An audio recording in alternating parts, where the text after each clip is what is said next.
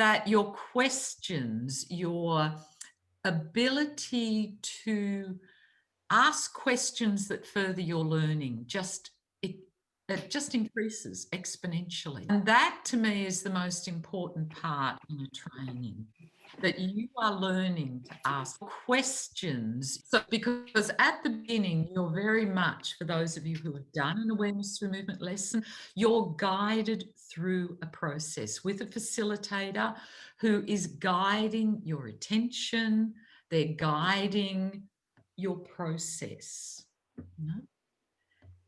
So it's really important as you move through these, and of course, second year, you're going to learn to teach awareness through movement, that you're learning to guide your own process, that you're learning the questions that you need, that are interesting to you, that guide the process. Because then when you start helping others in their process, instead of having to rely on someone else, oh, I've got to go and do an ATM again because someone else has to guide me.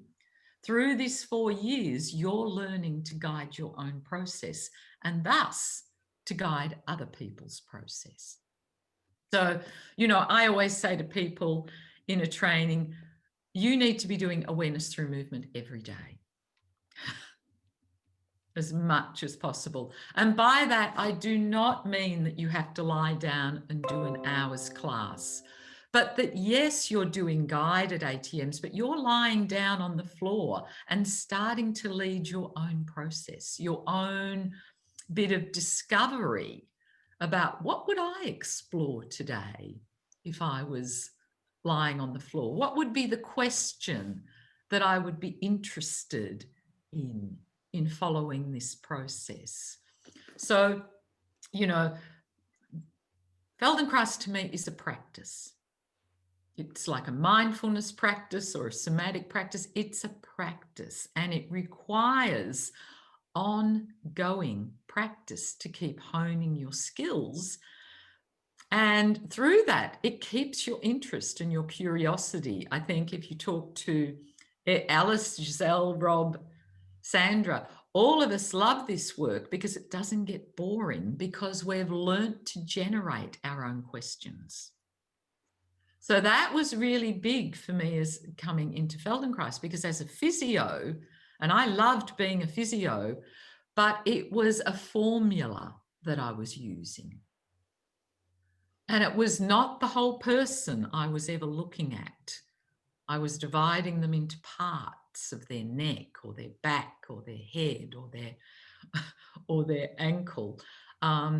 So that freedom that it's given me, and I think you get this in any good learning process, don't get me wrong, but well, what's my question now? Where would I go now? I think I need to go and explore maybe child development a little bit more here, because I think that could help me to understand a little bit more. Or maybe I need to go and explore something about somatics. That might help me. So to me, the learning that you learn to do in Feldenkrais can be applied anywhere. It's something that you're learning to apply in many, many different domains. So what I see as successful, there's no doubt that when I do a training program, I'm really interested in getting people to come out to be professional practitioners. That's probably a big stream for me because I love this work so much. I really want it to be out there and people practicing. And I realize also that you can do this work in many ways. You can apply this work to something that you already do well